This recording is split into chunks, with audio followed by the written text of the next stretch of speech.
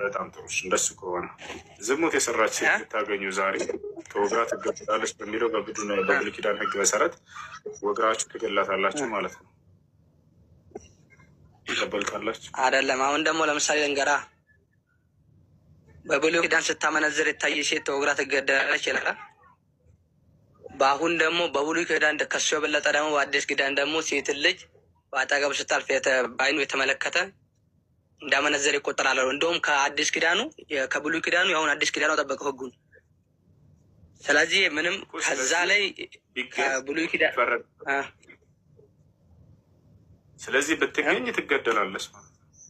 ብትገኝ ትገደላለች። ህጉ ይፈጸምበታል ወይንስ ህጉን አትቀበል? ለምን አትገደለም? ያንን ህጉ እንዳለ ሆኖ ተሽሯል። ኢየሱስ ክርስቶስ በዚህ ነገር ላይ ያኔ ኦሪት ላይ የተነገረ ነገር ስለሆነ ይሄ ህግ ተሽሯል። ስለዚህ በዛን ጊዜ ይሄ ህጉ እንዳለ ሆኖ ይሄ በዛን ጊዜ የተነገረው ህጉ የሚፈረድበት ፍርድ ያፍርዱ ይሻራል፣ ተሽሯል። ግን ደግሞ በዛን ጊዜ የተነገረው የተቀመጡ ህግጋቶች ያገለግላሉ። ስለዚህ ያን ህግ ብሉይ ኪዳን ላይ ያለውን አትቀበለውም ማለት ነው። ተሽሯል። አሁን እዚያ መንዝራ የሰራች ሴት አትገደልም፣ ተሽሯል ህጉ አይደል? ስለዚህ ያ ህግ ተሽሯል፣ አትቀበለውም ብሉይ ኪዳን ላይ። ስለዚህ ይቀበላል አትበላታል። የመረጥክ ነው ትቀበለው። አላህ በቁርአን ላይ እንዳለው አፈቱእሚኑነ ቢበዕድ ልኪታቢ ወተክፉሩነ ቢበዕድ አለ። ይገርማል። አላህ በቁርአን ላይ ምን አለ? ሱረት አልበቀራ ላይ ከመጽሐፉ በከፊሉ ትቀበላላችሁ ታምናላችሁ፣ ከፊሉን ደግሞ አታምኑበትም አትቀበሉትም ማለት። ፈማ ጀዛኡ መን የፍዐሉ ዛሊከ ኢላ ኽዝዩን ፊል ሐያቲ ዱንያ። ልክ አላህ ስብሐነሁ ወተዓላ በቁርአን ላይ እንደተናገረው። ነገር ግን ኢየሱስ ክርስቶስ እኔ ህግና ነቢያትን ልሽር የመጣሁ አይምሰላችሁ ብሏል። ምን ትላለህ? ህጉ ተሽሯል ትላላችሁ። ኢየሱስ ህጉን እንዲሻር አልመጣሁም ብሎ ተናገረ። ምን ትላለህ? አሁን እኮ እዚህ ላይ ትክክል እኮ እሱ ትክክለኛ ህግን ልሽር አልመጣሁም ብሎ ተናግሯል። ትክክል ራሱ። ግን ደግሞ ያ ህግ በዛን ጊዜ ኦሪት ላይ የነበረ ህግ ስለሆነ በዛን ጊዜ ቮይስ ኦፍ ማውንት የምትለው ልጅ አስገባት። ጥያቄ ጀምራ አስወጥቷል ነው ኔትወርክ። ቀጥል። ምንድን ነው ያልከው? እና በዛን ጊዜ ይሄን ህጉን ስለሻረ ስላልመጣ በዛን ጊዜ የተደረገው ህግ እስካለ ድረስ እንዳለ ሆኖ በዛን ጊዜ የፈረደው ህግ በዛን ጊዜ የኃጢአት ውርስም ባለ በዛን ጊዜ ይሄን ነገር ኢየሱስ ክርስቶስ መጥቶ በደሙ ስለሻረው ይሄ ነገር በዛን ጊዜ የሚደረገው የሚፈረደው ፍርድ ስለቆመ ትክክለኛ ብሉይ ኪዳን እንቀበላለን። ግን እንደውም ከብሉይ ኪዳን ያን ጊዜ ያመነዘረ ነው የሚለው። አሁን ግን በአይኑ እንኳን ያየ ያማለለ እንዳመነዘረ ስለሚቆጠር እንኳን ሌላና በዛን ጊዜ ወንድሙን የገደለ እንኳን ይፈረድበታል ይላል። አሁን ግን ወንድሙን ጨርቃም ብሎ እንኳን የሰደበ የሸንጎ ፍርድ ይገባዋል ስለሚል ይሄን ህግ አጠበቀው። ከዛ ላይ ያኔ ኦሪቱን ህግ አስቀርቶ ሰው በዛን ጊዜ አሻሻለው እንጂ ወንድም ኢየሱስ ክርስቶስ ብና ለመጽሐፍ ቅዱስ ላይ ወንድሙን ደንቆሮ ያለ የገሃነም ፍርድ ይገባዋል አይደለ? አዎ። ስለዚህ አንድ አካል ደንቆሮ ያን ጊዜ የገሃነም ፍርድ ይገባል ማለት ነው እንዴ? ይላል መጽሐፍ ቅዱስ ይላል። በጣም ጥሩ። ስለዚህ ኢየሱስ ይላል መጽሐፍ ቅዱስ ይላል። ትክክል ነው በአዲስ። ስለዚህ ኢየሱስ ክርስቶስ ወንድሙን ደንቆሮ ያለ ገሃነም ይገባል ራሱ እንደገና ደንቆሮ እያለ ይናገር ነበር ሰዎች። ይህን ምን ትላለህ? ገሃነም ይሆናል ማለት ነው እርሱ አይደለም? ለምሳሌ አንድ ሰው ይህን ነገር በሚሰራ ማንኛውም ወንድሙን ደንቆሮ ብሎ ቢሰድብ ትክክለኛ ይላል መጽሐፍ ቅዱስ ላይ የገሃነም እሳት ይገባዋል ይላል። ግን ደግሞ አለና ለምሳሌ እኛ በክርስትና ላይ እናምናለን ንስሐ እንዳለ። ይሄ ነገር ንስሐ ተገባበት ይሰራይለታል፣ ይጣፋለታል ኃጢአቱ። ስለዚህ ኢየሱስ ንስሐ አድርጓል ማለት ነው። ሌሎችን ይናገራል። ንስሐ አድርጓል ኢየሱስ ንስሐ አድርጓል ማለት ነው። አይደለም ኢየሱስ ክርስቶስም አይደለም ኢየሱስ ክርስቶስም ደንቆሮ ብሎ የተናገረበት ቦታ በዛን ጊዜ ምናልባት በሱ ህግ ስር ያላሉትን በዛን ጊዜ በዚህ በምድር ላይ ሲያስተምር ሲመላለስ በሱ የማያምኑትን በዛን ጊዜ ብዙዎችን ሐዋርያትም ሲናገራቸው በዛን ጊዜ የነበሩትን በሱ አላምኑትን እነኚህ ያልቀበል ያሉ የነገ ሰዓት የሚጠብቃቸው ብሎ የተናገራቸውን ነው እንጂ ትክክለኛ በሱ የሚያምኑትን አይደለም እንደዚህ ያለው። ስለዚህ የማያምኑትን መሳደብ ይቻላል ደንቆሮ ብለን ማለት ነው። የማያምኑትን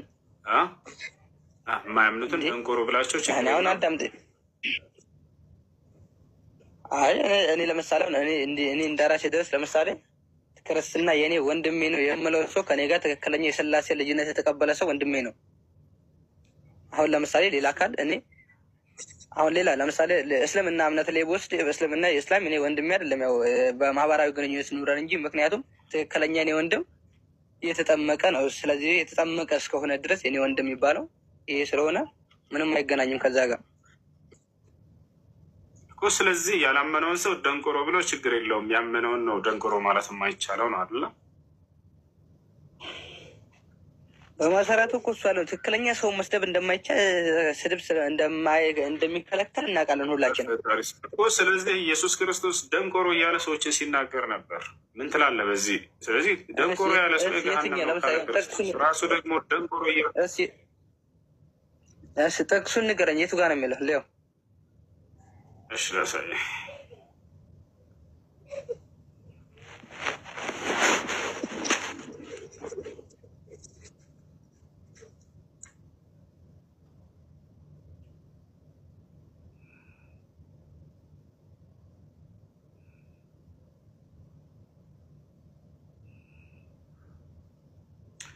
ማቴዎስ ወንጌል ይዛል መጽሐፍ ምዕራፍ 23 ቁጥር 17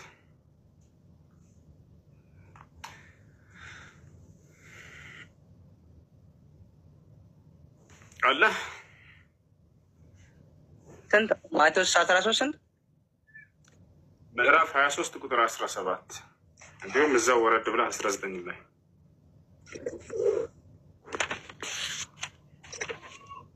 እሺ አላረጋግጠው ሌላ ሰው ይናገር። አላየሁትም፣ ለዛ ነው። እሺ ታየዋለህ። እሺ እኔ እዚህ ቦታ ላይ የመጨረሻ ልንገራችሁና ወደ ቀጣይ ወደ ልጅቱ እናልፋለን። እኔ ኢየሱስ ወይም ዒሳ ሰዎችን ደንቆሮ ይላል ብዬ እየተናገርኩ እንዳይመስላችሁ፣ መጽሐፉ ስለሚል ነው። ዒሳ ወይንም ኢየሱስ ክርስቶስ ሰዎችን በዘመኑ ሲያስተምር በጣም ስርዓት ያለው ሰው ነበር። ያ በኒ እስራኤል እያለ እንደሚያስተምራቸው ነው አላህ የተረከልን። እናንተ የእስራኤል ልጆች ሆይ፣ የያዕቆብ ልጆች ሆይ ብሎ በስነ ስርዓት ነበር ሲያናግራቸው የነበረው። ደንቆሮዎች እያለ በፍጹም እናንተ ደንቆሮ አይላቸው። እናንተ የአመንዝራ ልጆች እያለ ሁሉ ይናገራቸው ነበር። የዝሙት ልጆች እያለ ማለት ነው መጽሐፉ ላይ። እናንተ የእባብ ልጆች እያለ ይናገራቸዋል ይላል። በጣም አስቀያሚ ቃላቶችን ማለት ነው። በፍጹም ግን በቁርአን ላይ ብትመጡ ዒሳ ትውልዱም በዚህ ቃል አይጠራቸውም ነበር።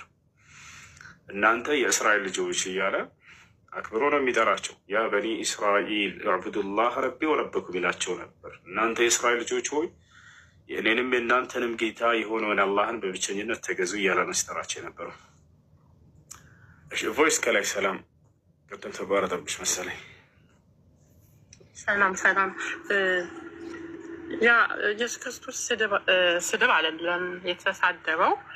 የሚጠቀማቸው ቃላት የተግሳጽ ቃላት ነበሩ እና ራካ የሚል ትርጉም አለው። ላይክ አይምሯቸው ውስጥ ባዶ የሆነ እንደማለት አይነት ቃል ነበር የሚጠቀመው እና እንዳልከው የፉኝልት ልጆችን ብሎ ጠርቷቸዋለሁ እና ተንኮላቸውን ያቅ ስለነበረ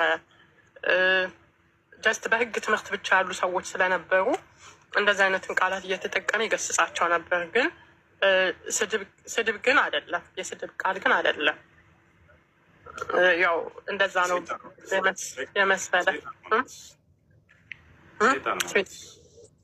እኮ ሰይጣን ማለት አሁን ለምሳሌ እሺ አንድ ጊዜ ጴጥሮስ ኢየሱስ ክርስቶስ ስለመሰቀሉ እየነገረው ነበረ። ስለ ስቅለት ወደፊት እንደሚሰቀል ለጴጥሮስ ይነግረው ነበር። ሲነግረው አይ ጌታዊ አይሆንብህ ሲለው ሂድ አንተ ሰይጣን የሰውን እንጂ እግዚአብሔርን አታስብም ብሎ ገሰጸው። ይሄ የሆነበት ምክንያት የክርስቶስን መገደል የማይፈልግ ሰው ስለዚህ ሰይጣን ተብሎ ይገለጻል ማለት ነው። በጣም ጥሩ። ስለዚህ ኢየሱስ ክርስቶስ ራሱ መገደልን አይፈልግም ነበር። ዮሐንስ ወንጌል ምዕራፍ 8 ቁጥር 40 ላይ እናንተ ግን ልትገድሉ ትፈልጋላችሁ፣ አብርሃም እንዲህ አላደረገም፣ እያለ ይነግራቸው ነበር። እርሱም ውስጥ የሰይጣን ሀሳብ ነበር ማለት ነው። እንዳይገደል በመፈለጉ ክርስቶስ ኖ አዎ፣ እዚህ ጋር ያልከው ያ ጴጥሮስ ነው የሰይጣን ሀሳብ ነው የመጣውና ጌታ የገሰጸው ጴጥሮስ ሲናገረው ወደ እሱ ሀሳብ የላከውን ሰይጣንን ነበር የገሰጸው። ምክንያቱም የኢየሱስ እንደዛ ነው። ግን አንተ ሰይጣን ብሎ ሲገስጽ ጴጥሮስ ያንን ሀሳብ ያመጣው ከራሱ አይደለም። ምክንያቱም የኢየሱስ ዋናው ዓላማ ወደ ምድር መምጣቱ ራሱ በመስቀል ላይ ለመሰቀልና ለእኛ ኃጢአት ለሞት ስለሆነ ያንን አጀንዳ ያንን ዓላማ ሊያስተጓጉል የሚችል ትልቅ የሆነ የሰይጣናዊ ሀሳብን ነበር ጴጥሮስ ያፈለቀው። ስለየትኛው ኃጢአት ነው ሊሰቀል የመጣው ኢየሱስ ክርስቶስ? መሰቀሉ ስለየትኛው ኃጢአት? ለኃጢአታችን ነው ሊሰቀል የመጣው ክርስቶስ። እኔ ለኃጢአታችሁ ልሰቀል መጥቻለሁ ብሏል። ያ ለኃጢአታችንማ ሊሰቀል እንደሚመጣ እኮ በአዳምና ሔዋን ጊዜ ራሱ እግዚአብሔር ተናግሯል። ከሴቲቷ ዘር ተወልጄ አድንሃለሁ ብሎ ለአዳም ቃል ገብቶለታል። እንደሱ ከሆነ ኢየሱስ ክርስቶስ ሲመጣ ጊዜ ይህን ጉዳይ ተናግሯል። እኔ በአዳም በኩል ለመጣባቸው ኃጢአት ተሰቅዬ ላስተሰርይላቸው ኃጢአታቸውን መጥቻለሁ ብሎ ተናግሯል። ለኃጢአት እንደሚሞትማ ያ በግልጽ ይህንን አካል አፍርሱት፣ ይህን መቅደስ አፍርሱት፣ በ3 ቀን አስነሳዋለሁ እያለስ የሚናገረው ስለ ራሱ ነበረ። ስለ ኃጢአት እሱም አሉ። ከዚያ በኋላ ስለ ራሱ እንደሚናገር እንጂ አላወቁም እያሉ የራሳቸውን ሀሳብ እየሰጡ ነው። ክርስቶስ ተናግሯል ማለት እኔ ስለ ኃጢአታችሁ ስለ ኃጢአታችሁ ስለ አዳምና በእርሱ በኩል ስለመጣው ኃጢአት ላስተሰርይ መጥቻለሁ ብሏል። ኦኬ ምን አለ? አዎ ብሏል። ምክንያቱም ሙሴ በምድረ በዳ እባብን እንደሰቀለ የሰው ልጅም ይሰቀል ዘንድ ይገባዋል ብሎ ለኒቆዲሞስ ዮሐንስ ምዕራፍ 3 ላይ ሲነግረው ይታያል። ይሰቀላል ሳይሆን ስለ ኃጢአታችሁ ስለ አዳምና ስለ ሔዋን በእርሳቸው በኩል ስለመጣው ኃጢአት ነው። ይሰቀላል፣ ይገደላል፣ ይሞታል ምናምን ያለበትን ቦታ ሳይሆን ለምን እንደሆነ ያ ነገር በአዳምና በሔዋን በኩል በመጣባቸው ኃጢአት ምክንያት እኔ ለዚያ ልገደል ልሰቀል መጥቻለሁ ብሎ የተናገረበት ቦታ አለ ወይ? ያ ይሄኛው ክፍልም እኮ እንደዛ ነው የሚናገረው። ኢየሱስ እንደዛ ብሎ ያለው ሙሴ በዓላማ ላይ እባቡ እንደሰቀለና ያዩትም ደግሞ ከመነደፍ እንደዳኑ በተሰቀለውን ኢየሱስን ሲያዩ እንደዳኑ እንደ ምልክት አድርጎ ያንን የነገረው። አሁን ደግሞ የሰው ልጅ ሊሰቀል ይገባዋል ብሎ ለኒቆዲሞስ ይነግረዋል። ኢየሱስ ነገረው እንደዛ ብሎ እና ስለ ራሱ መሰቀል ነበር የሚናገር ለሰዎች ኃጢአት ስለ እርሱ ልናወራበት ነው። ስለመሰቀሉ ምናምን ስለመሞቱ ስለመነሳቱ የተነገሩት ሁሉ እርሱ እናወራለን። በዚህ ነበር ስናወራም የነበረው። ግን ስለ ሰው ልጆች ኃጢአት ስለ ኃጢአታችሁ ወይም ደግሞ በአዳምና በሔዋን በኩል ስለመጣባቸው ኃጢአት ተገድዬ ተሰቅዬ ላስተሰርይላችሁ መጥቻለሁ ብሎ ተናግሯል። ያ እንደዚህ ምንድን ነው አሁን መሰለ መጽሐፍ ቅዱስ ያው ስናነብ በጣም ተያያዥነት አለው። ለምሳሌ ብሉይ ኪዳን ላይ የተነገረ ትንቢት ያው ታውቀዋለህ። ትንቢቱ ፍጻሜ ሲያገኝ እናያለን አዲስ ኪዳን ላይ እና ሪፈር እየተደረገ ነው የሚነበበው። ግን ክርስቶስ ዓላማ እንደሚመጣ ለምሳሌ በአዳምና በሔዋን በኩል ስለመጣባቸው ኃጢአት ትናገራላችሁ። እርሱ ግን በፍጹም ስለዚህ ጉዳይ አልተናገረም። እዚህ ጋር ቢስሚላሂ አራተኛ ይሆናል። እርስ በርሱ ክላሽ የሚያደርግና የሚጋጭ ነው። አንደኛ፣ ሁለተኛ ቅድም በስምም በግብርም አይለያይም አልከኝ አላህ። ስለዚህ አላህ ብለን ስንጠራው የስሙ መጠሪያ ብቻ የሆነ ስንጠራው የሚሰማ አካል ይሆናል። አርረሂማን ብለን ስንጠራው የሰፊ ምሕረት ባለቤት ነው ብሎ ያስቀምጠዋል። አርረሂም የሚለው ደግሞ የእዝነት ባለቤት ነው ይለዋል። ስለዚህ እዝነት ለማግኘት አርረሂም ማለት አለብን ወይስ አርረሂማን? ትርጓሜው ያው እንግዲህ እዚህ ጋር እርስ በራሱ ስለሚያጋጨው ማለት ነው። ለአንድ አምላክ ይህንን ትርጓሜ የሰጠው በስም ዝርዝር አድርጎ ለምሳሌ እናንተ ቅድም ስትሞግቱበት ሰምቻችኋለሁ። ስላሴ አብ ወልድ መንፈስ ቅዱስን አንቀበልም የሚል እምነት አላችሁ። ምክንያቱም አሁን እናንተ ጋር በዚህ ዝርዝር ቁልጭ አድርጎ ያስቀርቦታል። ቢስሚላህ የሚለው ራሱ አብ ወልድ መንፈስ ቅዱስ ምንድን ናቸው? አምላክ ነው። አንድ አምላክ አብ ወልድ መንፈስ ቅዱስ ምንድን ናቸው? አንድ አምላክ ነው። መጀመሪያ ግን ጥያቄ ይመልስልኝ እዚህ ጋር ነው ከዛ ጋር እኮ እንትን ብለህ ነው እያያስቅባያለ አብ ወልድ መንፈስ ቅዱስ አንቀበልም ትላላቸው እናንተ ብለህ በቃ መጣ ምን እንዳሰብክ ገባኝ። አብ ወልድ መንፈስ ቅዱስ ምንድን ናቸው? አካል ናቸው አይደለ? ሶስቱም የተለያዩ አካሎች። እሺ ቢስሚላሂ ረሂማን ረሂምስ ወልድ ራሱን የቻለ አካል ነው። መንፈስ ቅዱስ ራሱን የቻለ አካል ነው አይደለ? እሺ ቢስሚላሂ አርረሂማን አርረሂምስ አዎ አላህ ረሂም ረህማን የሚለው አንተ ሶስት አካል መስለው ሆኖ እንደ ስላሴ አይደለም። ይሄው አንድ ሁለት ብሎ ዘርዝሮ ቁጭ አርጓቸዋል። አላህ Subhanahu Wa Ta'ala መጠሪያዎቹ ናቸው። ዘርዝሮ ቁጭ አርጓቸዋል። ሁለት አካል አይደሉም። አብ ወልድ መንፈስ ቅዱስ እንደሚለው አካል አይደሉም እያልከው እኮ ነው። የእርሱ ስሞቹ ናቸው። አላህ በቁርአን ላይ ሲናገር ማስረጃውን ትከፍትልኛለህ? ማስረጃ ክፈትልኝ። ማስረጃ ስጠኝ። አካል አይደሉም ለሚለው ማስረጃ ስጠኝ። አዎ ረህማን የሚለው የእርሱ ስሙ ነው። ኖ ማስረጃ ወሬውን አልፈልግም። ማስረጃ እኮ ማስረጃ ላሳይ፣ ችግር የለውም። ረህማን የሚለው የአላህ ስሙ ነው። ክፈትልኝ አንድ ጊዜ ላሳይ። በማስረጃ ችግር የለውም። እሱ ገብታችኋል። አብ ወልድ መንፈስ ቅዱስ እንደሚሉት አላህ ረህማን ረሂም ሶስት አካሎች ስለሆነ ስሞች እንደሆነ ላሳይ። ስም ብቻ እንዲያዩትም ይሄንን አሁን ጥያቄ ያነሳውበትን ገጽ ክፈትልኝ። አልፈቲሃ የሚለውን ችግር የለውም። አልፋቲሃ የሚለውንም ላሳይሽ፣ ችግር የለውም። ይሄ ነው አይደል? አልፋቲሃ ያው ቢስሚላህ ራህማን ራሂም በአላህ ስም እጅግ በጣም ሩህሩህ በጣም አዛኝ በሆነው ይላል። አሁን እነዚህ ረህማን የሚለው ስሙ እንደሆነ ላሳይህ አሁን። እሺ አየማ ተድዑ ፈለሁ الاسماء الحسنى ሱረቱል ኢስራእ ላይ ላሳይህ። ሱረቱል ኢስራእ የመጀመሪያው ገጽ ላይ ምን ይላል መሰለህ? እና ረህማን የሚለው ስሙ እንደሆነ ላሳይህ እኮ ነው። ዘለቀ ያው ስሙ እንደሆነ ላሳይህ ነው። አብሽር ያውና ምን ይላል? አላህን ብትል ረህማን የኔ ስም ነው እያለ አላህ ሊነግርህ ነው። እዚህ ቦታ ላይ አላህንም ጥሩ ወይንም አርረህማንን ጥሩ ከሁለቱ ማንኛውንም ብትጠሩ መልካም ነው፣ ለእርሱ መልካም ስሞች አሉትና። እዚህ ጋር አንዴ ላቁም፣ ይቅርታ። አላህና አርረህማን ሁለቱ ለአላህ ስሞቹ ናቸው። ሁለቱም አንዱንም ብትጠራ ይሄንንም ብትጠራ ራሱ ነው አምላክ ነው ይጠራሃል። አርረህማን እሺ አርረህማን እሺ ቀጥል። አላህን ጥሩ ወይንም አርረህማንን ጥሩ ከሁለቱ ማንኛውንም ብትጠሩ መልካም ነው፣ ለእርሱ መልካም ስሞች አሉትና በላቸው አለ። ስለዚህ አላህንም ብትል ረህማንን ብትል ሁለቱም አንድ ነው። የአምላክ አላህ Subhanahu Wa Ta'ala መጠሪያዎች እንጂ አላህ ራሱን የቻለ አካል ረህማን ራሱን የቻለ አካል አይደለም። በስላሴ ቢስሚላሂና አርረሂም አሁን ያልከው አርረህማን ነው። አርረሂም አለ ቢስሚላህ ያለ አብሮ። ቢስሚላህ የቃሉ ትርጓሜ ምንድን ነው? በአላህ ስም እጀምራለሁ ማለት ነው። የታልፈችውን እስኪ ያሳይ። ቢስሚላህ የሚለውን ብቻ ማለት ነው። በአላህ ስም ማለት ነው። እሺ ቢስሚላህ የሚለውን በቃ እሱን ብቻ ያሳይ። በአላህ ስም ይበል አይበል ትርጓሜውን አሳይ። አይሽ ችግር የለውም። እሺ እዛው ላይ ያየው ተርጉምልኝ ቢስሚላህ የሚለው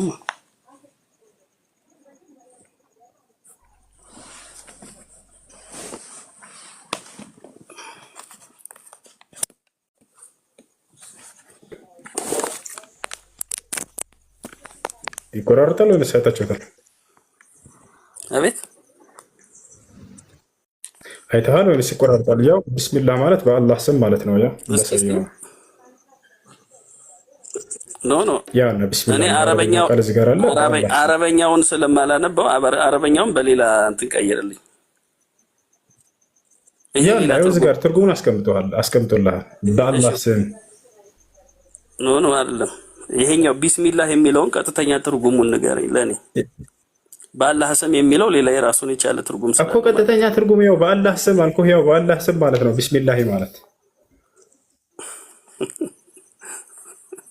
በአላህ ስም አይልም። በዚህ ጋር ውሱ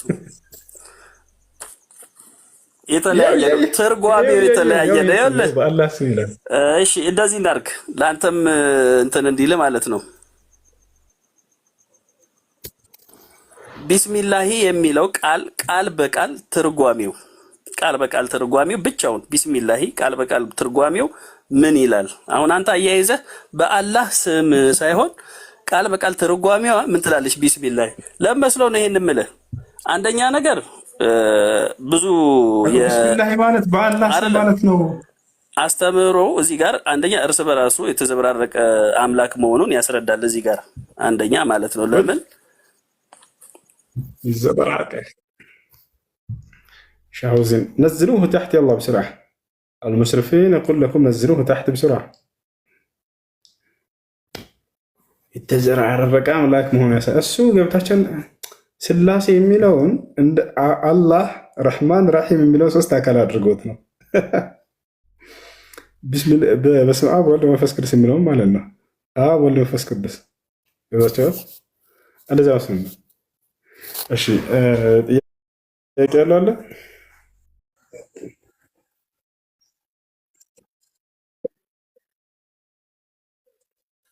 አይ እንግዲህ የሰሙትን ነው። ይሄን ጥያቄ ነው ሰምቻለሁ። የአረቦች ንጽጽር ቦታ ላይ ያነሱታል አንዳንድ አዋቂ ሰዎች።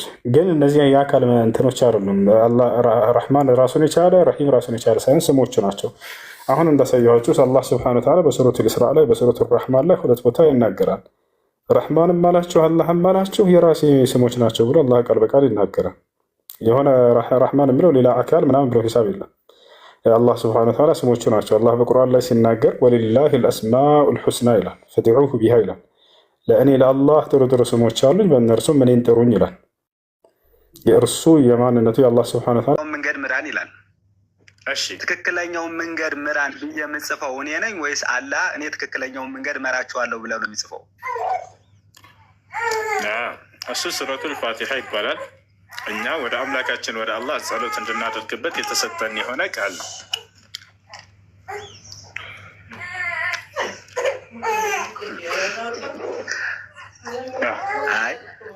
አላህ ነው የጻፈው። አላህ እኔ ትክክለኛውን መንገድ መራችኋለሁ ለምን አላለም ነው እዚጋ ላይ ሰው የጻፈው መሆኑን የሚያስታውቅ። ትክክለኛውን መንገድ ምራን ብለህ የምትጽፍ አንተ ወይም እኔ ነኝ ወይም አንተ ነን አይደለ? ትክክለኛውን መንገድ ምራን ጀሮን ክፈት መልሶ ልድገመልህ። ይሄ ቁርአን ይሄ ሱረቱል ፋቲሃ የሚባለው የመጀመሪያው ምዕራፍ እኛ በየቀኑ በሶላታችን ላይ ወደ አላህ በምንሰግድ ጊዜ ወደ እርሱ እንድንጸልይበት የተሰጠን የሆነ ቃል ነው ከአላህ። መጨረሻ ላይ ትክክለኛውን መንገድ ምራን በሉ ይላል አይደለ? መጨረሻ ላይ መጨረሻውን አንቀጽ ሄዳ ይኸው በሉ ይላል አይደለ?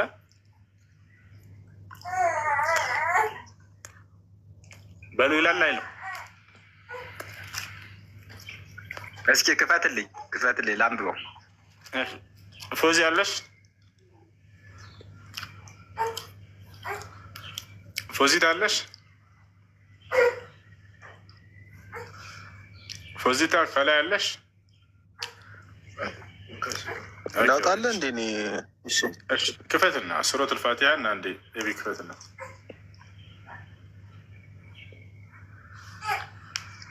እሺ እርሻን ወለድ ዳሊን የሚለው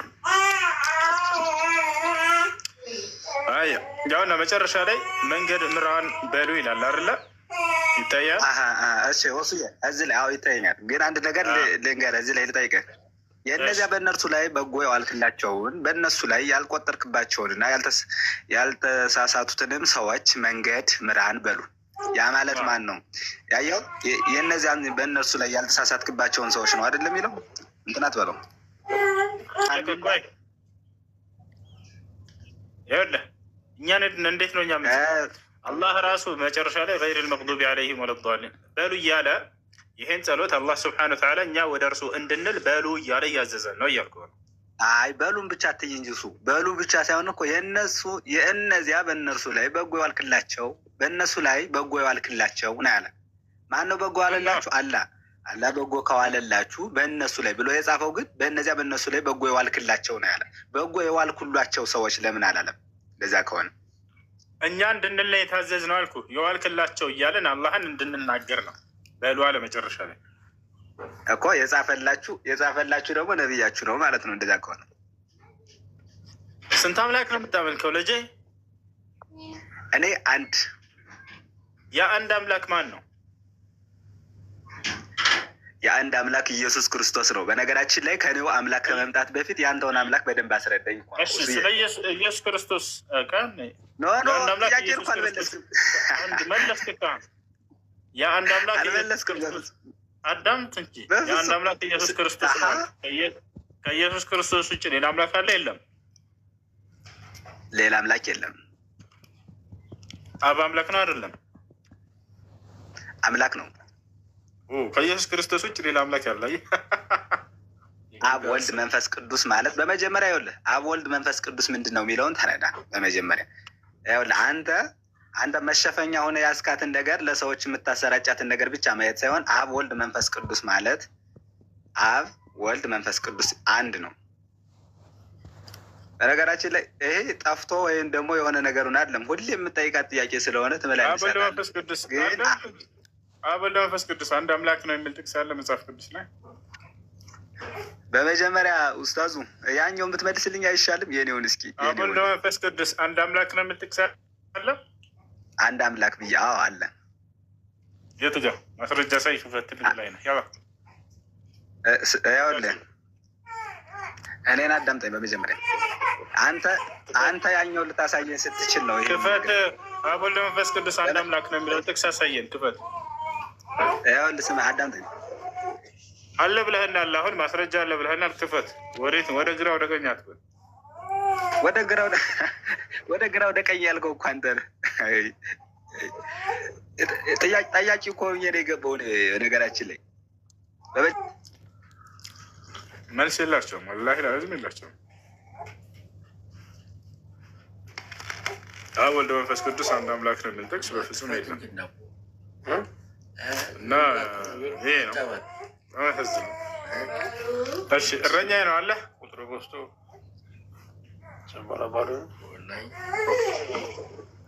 ጥያቄ አለ?